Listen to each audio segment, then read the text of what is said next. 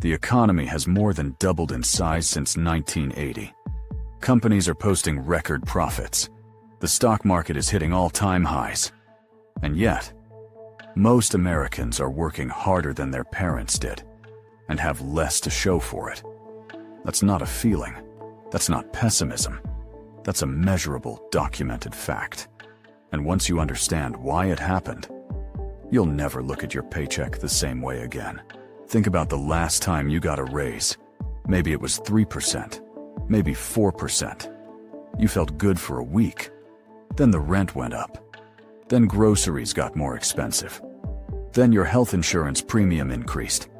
And that raise quietly disappeared before you ever got to spend it. This is happening to tens of millions of people right now.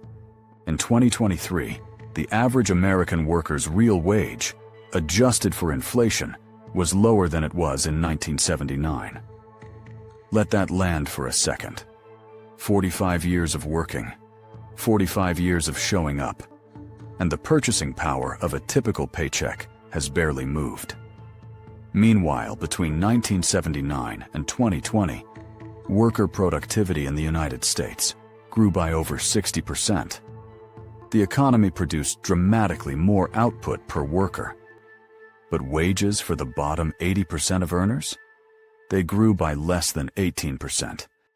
The gap between what workers produce and what they actually take home has never been wider.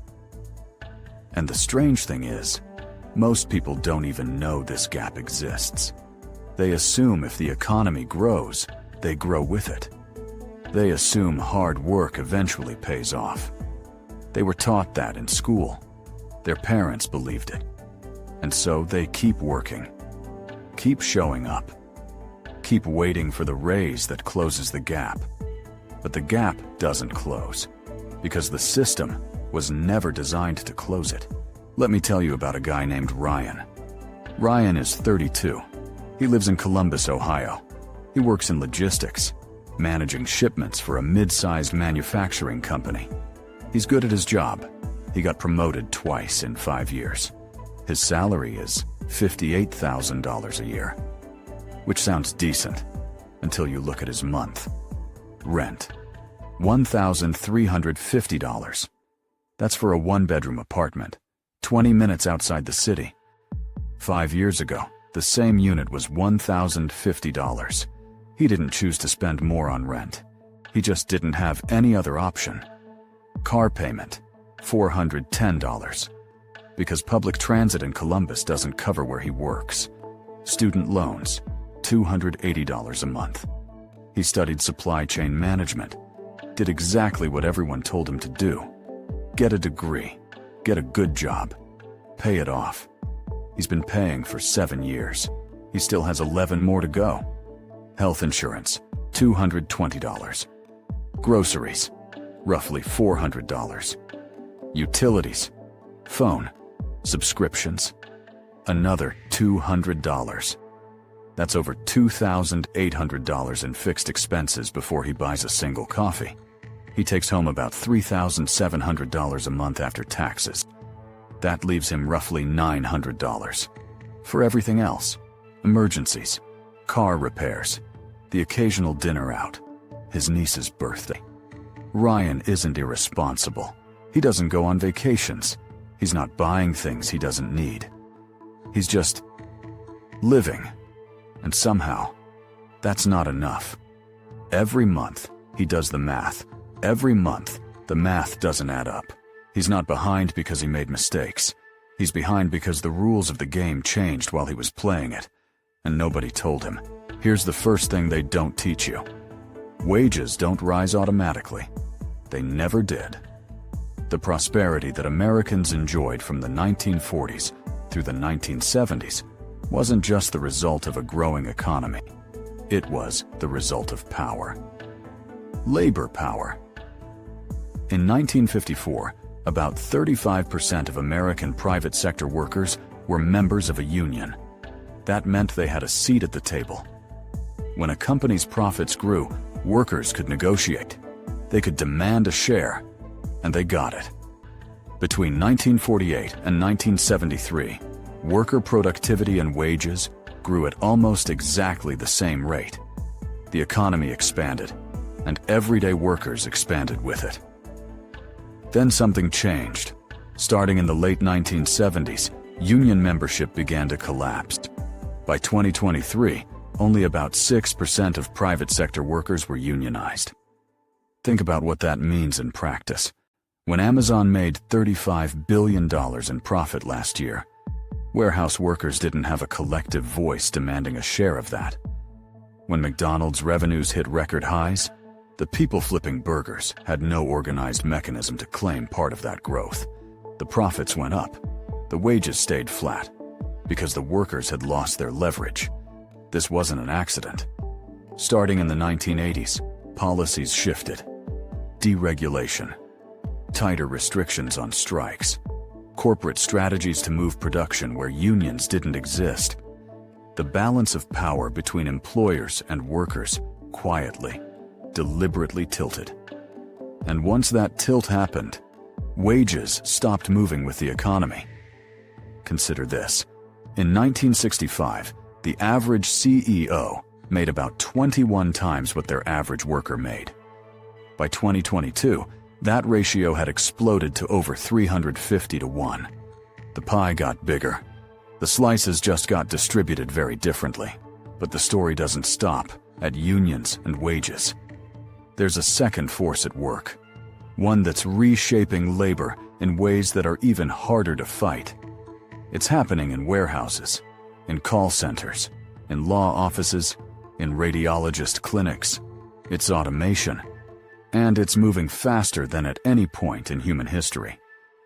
Here's how this usually plays out. A company invests in software or machinery that can do the work of 10 employees. They lay off 8, keep 2 to manage the machines. The company's costs drop. Productivity goes up. Profits increase. But here's what doesn't increase: the wages of the 2 workers who stayed. Because now they're competing, not just against other workers, but against machines that never call in sick, never ask for benefits, and never negotiate. Amazon's fulfillment centers are a perfect example. The company has deployed over 750,000 robots across its warehouse network. The human employees still exist, but their bargaining power is lower than ever, because the alternative to their labor isn't another worker. It's a machine that costs less and works constantly. And this isn't just a blue-collar problem. A Goldman Sachs report from 2023 estimated that AI could automate tasks equivalent to 300 million full-time jobs globally. Lawyers, accountants, writers, analysts, white-collar work that people spent years training for, now potentially replicable by software. What happens to salaries when the supply of capable labor, human or artificial, is essentially unlimited? They don't rise, they stagnate or fall. Meet Priya. She spent 3 years building skills in data entry and document processing for a mid-sized insurance firm in Atlanta. She was reliable, fast, accurate. Then the company adopted automation software that handled 80% of her workload. She wasn't fired, but she wasn't promoted either. Her role became narrower. Her leverage for a raise became weaker. Because the company knew, and she knew, that the tasks she used to do weren't coming back. This is what automation does to wages. It doesn't always take your job. Sometimes it just quietly takes away your power to ask for more. Now we need to step back, because there's a bigger picture here, and it explains why the economy can keep growing, while your paycheck doesn't. The economy produces 2 types of income. The first is wages. That's what most people live on. You work, you get paid. The second is returns on capital. That's what you earn from owning things. Stocks, real estate, businesses, intellectual property. And here's the critical insight. For the last 50 years, returns on capital have consistently outpaced wages. The economist Thomas Piketty documented this in exhaustive detail. His conclusion: when the return on wealth grows faster than the overall economy, inequality compounds automatically. Wealth produces more wealth. Labor produces income. But income and wealth are not the same thing, and the system rewards wealth far more generously than work. Here's what this looks like in real life. Someone who bought a modest home in San Francisco in 1980 for $100,000. Watch that asset grow to over $1.4 million by 2023. Not because they did anything, not because they worked harder, simply because they owned something. That's over $1 million in wealth generated through ownership. Compare that to Ryan in Columbus, working for 30 years, getting raises of 3% here, 2% there, barely keeping pace with inflation. No asset compounding for him, just wages. This is why two people can both work full-time and end up in completely different economic universes. One owns assets, one owns a job. And in the modern economy, those two things don't produce the same outcome. They never did. But the gap between them keeps growing. There's one more layer to this, and it's the part that most financial content refuses to say out loud. The reason some people thrive in this system has very little to do with how hard they work. It has to do with where they started. Think about two people born in the same year, same intelligence, same work ethic. One grows up in a household with wealth. Their parents help them avoid student debt. They graduate without loans. They move to a city with better job opportunities. They have a safety net, which means they can take risks. They can start a business, or invest, or wait for the right job instead of taking the first one available. The other person grows up in a household without assets. They take on debt to go to school. They graduate and immediately need income. Not the best income, any income. They can't afford to wait. They can't afford to fail. Every financial decision they make is shaped by urgency. And urgency is the enemy of building wealth. This is what economists call the safety net advantage. When you have a cushion, family wealth, inherited property, or a network that opens doors, you can play the long game. When you don't, you're playing survival. And survival mode and wealth building mode are almost impossible to do at the same time. This isn't a moral judgment. It's not about who deserves what. It's about how the system actually functions. And when we pretend the playing field is level, when we tell people that hard work alone is the answer, we're describing a game that most people aren't actually playing. We're describing a different game, one with different starting positions, different rules, and very different odds. So where does this leave us? The productivity grew. The economy grew. The profits grew. And yet for the majority of working people, the share they received from all of that growth, quietly, systematically, shrank. Not because they didn't work hard enough, not because they made poor choices, but because the rules of the game shifted. Labor lost power. Automation changed leverage. Capital compounded while wages stagnated.